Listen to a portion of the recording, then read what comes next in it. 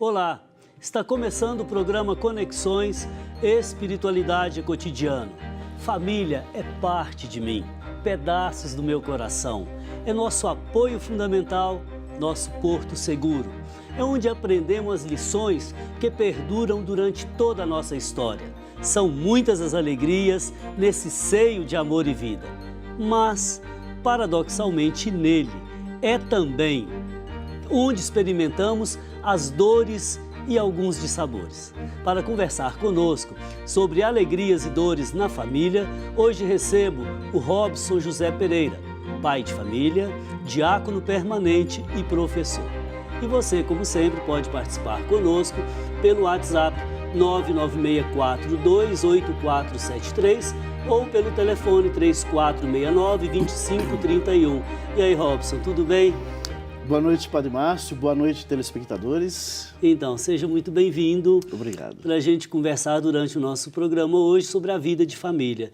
Para você, que é pai, professor, que forma, que é educador e que é também diácono, exerce esse ministério na igreja, o que significa vida de família? Padre Márcio, para fazer essa reflexão, eu me lembro de duas máximas. Primeiro, uma frase emblemática de Rui Barbosa que afirma que a família é a célula máter da sociedade, célula mãe da sociedade. Me reporto também à exortação apostólica de João Paulo II, onde fala que a família é o núcleo vital da sociedade. A partir dessas duas máximas, penso que família é espaço privilegiado de formação, de amor, de união. Eu concordo também, é um espaço privilegiado. Nós escolhemos o tema de hoje, falar das dores e das alegrias em família. Onde está o ser humano, está o trigo, está também o joio. Então, certamente, nesse espaço privilegiado, acontecem pequenos dissabores e até feridas que podem perdurar pela vida toda. Mas a primeira questão que eu coloco dentro desse horizonte, claro, positivo, ao falar da família como célula mãe da sociedade, como espaço de amor e vida, é que muitas vezes existe um conflito entre gerações. Por exemplo, o que deu certo na época dos nossos avós e na época dos nossos pais pode não dar certo na educação das crianças hoje. Como que você explica ou reflete para nós? Então, são duas gerações, duas formas de ensinar completamente diferentes, né? Primeiramente, fazendo uma análise do passado, né, o qual a gente, fez essa experiência, era um sistema, aliás, era um sistema patriarcal, em que o pai era o chefe de família, que determinava tudo dentro do lar, escolhia-se até a profissão dos próprios filhos, enfim. Ao passo que nos tempos modernos de hoje, é uma nova forma de se criar, de se formar uma família.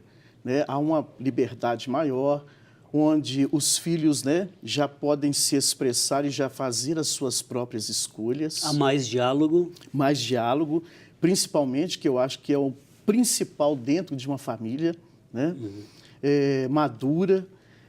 O diálogo tem que se fazer presente. É necessário despertar para aquele momento precioso de encontro, para uma conversa, para esclarecer algum problema, alguma dúvida que os filhos trazem, Tá. Agora, você acha que hoje houve perda de valores familiares, perda de valores do passado, ou é apenas uma nova tendência cultural? São novos valores? Na verdade, estamos vivendo uma crise de valores, Tá. Uma perda de sentido da vida. E aí é o grande desafio das famílias. Logicamente, a gente está vivendo num mundo onde a cultura se inovou. Ok, vou pegar isso aí, desculpa. Você é o convidado, mas vou interrompê-lo. Sim. Não como professor seu, que eu fui um dia. Você é o convidado. Mas, na verdade, é o seguinte, que eu estava querendo dizer isso. Olha, antes o pai era o chefe da família, ele definia isso, ele definia aquilo. Hoje o filho tem mais liberdade, ele vive numa teia de relações, seja na sociedade, seja diante das redes sociais. Então, seguramente, isso agregou valores. Isso traz, juntamente com novos valores, a interrelacionalidade, traz também alguns desafios. Então, não significa mera perda de valores, né? Vamos dizer assim, um pai de família que não lida com a internet, ele pode aprender isso com o filho. Um avô, ele pode aprender com o neto. Sim. Então, uma geração aprende com a outra. Então, não há geração melhor nem geração perfeita. Agora, cada época, a meu ver, traz os seus desafios. E os desafios do mundo de hoje, o senhor disse muito bem, são desafios homéricos, porque vivemos numa crise de valores. Te devolvo a palavra. Com certeza. Tá. E, situando-se nesse espaço aí, que eu já considerei privilegiado e como que sagrado, né, acima de tudo, é importante que haja prudência, entendimento, né? Que cada filho possa entender, né? o valor que os pais têm, porque às vezes acontece uma certa incompreensão. Ah, meu pai está ultrapassado, né? Meus pais estão ultrapassados. Todos enfim, nós uma outra ficamos, geração. né? Todos nós ficamos, né? Agora, quem está aqui hoje não tem a sabedoria e o conhecimento que tivemos lá no passado. certeza. Então, uma geração aprende com a outra, né? Tá certo. Bom, eu tenho aqui a participação da Shirlene Casseb. Diz o seguinte: a relação familiar ocorre entre personalidades diferentes e às vezes antagônicas. Um ambiente duro em casa não prepara para enfrentar a dureza da vida, como alguns preconizam. Ao contrário, para saber se defender no terreno violento em que vivemos, precisamos de uma sólida raiz de afetos. Conviver gera outros problemas e atritos, mas também alegria e crescimento pessoal. Então, Diácono Robson, a Shirlene coloca uma questão fundamental, que é a formação para enfrentar a dureza e a violência que está no mundo aí hoje. Violência gera violência. Então, ela tem uma intuição feminina muito bonita e espiritualmente profunda, ou seja, nós precisamos de uma sólida raiz de afetos. É possível construir isso na família e como? É possível, né? Aliás, a raiz de toda a formação no lar parte desse princípio. A afetividade, a acolhida, a presença realmente, né, dos pais, na orientação dos filhos, porque às vezes a gente depara com uma certa realidade em que muitas vezes estão dentro ali da casa, mas ausentes, né? Onde o filho sente a necessidade, muitas vezes, de escutar, né? Mas às vezes os problemas, os reveses da vida, né, muitas vezes impedem. Chega o cansaço do trabalho e, às vezes, né, o momento que seria, né, o encontro, por exemplo, numa mesa de jantar para sentar e escutar os filhos, ver o que eles têm para dizer, né? Até mesmo aquilo que eles trazem do seu dia a dia, da vida escolar, da vida de trabalho, às vezes não tem tempo. A novela não deixa. Ou seja, você quer dizer que, às vezes, falta uma cultura do encontro dentro da própria família. Justamente. E onde não há encontro, não há entendimento. Onde não há entendimento, não há crescimento mútuo, né? Agora, como semear afetos dentro da vida de família, Robson? Às vezes, por exemplo, é um irmão que tem ciúme do outro, às vezes é um pai e mãe que santamente tem a predileção por um dos filhos, eles também são humanos. Como vamos equilibrar essa semeadura de afetos dentro da família? Primeiramente, eu vejo uma vida em harmonia, né? Tem que haver uma abertura para isso. E aí entra aquela questão da escuta, né? Parar para escutar, ter uma prudência, discernimento dentro do lar, para não satisfazer apenas um dos filhos, né? E esquecer o outro. Então, eu acho que precisa muito haver esse equilíbrio, né, dentro do lar, dentro da família, para que isso realmente aconteça e crie um ambiente harmonioso, né, de afetividade entre todos lá.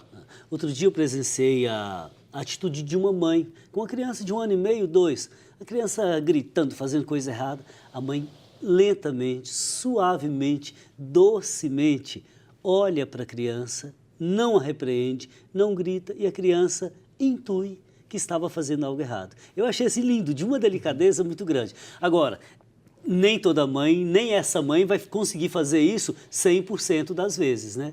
Tá certo. Ok, Robson, tá, obrigado. Queria agradecer aqui a Shirlene Casseb, minha irmã, fraterno abraço. A Celina Batista diz o seguinte: na família vivemos o limite de cada sentimento. Vamos das decepções às maiores alegrias, das grandes dores aos grandes encontros. É na família que realizamos o amor mais profundo. Vamos ao fundo do poço e escalamos as encostas e paredões para sair do abismo. É isso mesmo, né, Robson? A família, às vezes, é um porto seguro e onde também tem dores. Então, eu queria que, ao encerrar esse bloco, você apontasse para mim 3 grandes alegrias que a gente pode experimentar na família e 3 grandes dores que, infelizmente, também acontecem. Vamos lá. Bom, alegrias. A alegria do encontro. Do encontro. Presença. Presença. E o amor dentro do lar. Né? Dores. Infelizmente, nós encontramos pelo mundo de hoje, na nossa sociedade, muitos problemas difíceis de dores dentro do lar. A questão das drogas, né? A questão do abandono, do distanciamento dentro do lar. Abandonados. Principalmente dos idosos. Encontramos asilos, né? E eu que sou vicentino tenho essa experiência. Muitos dos idosos que se encontram nos asilos têm família, né? E os filhos os deixam lá, abandonam, não procuram. Então, a solidão. Ok, então nós vamos terminando e retomamos essa questão no próximo bloco. Hoje, mais do que nunca, precisamos de criatividade e novos métodos para colaborar com a transformação da sociedade e na construção de um mundo melhor. E é a família algo essencial para que isso aconteça. Voltamos em instantes.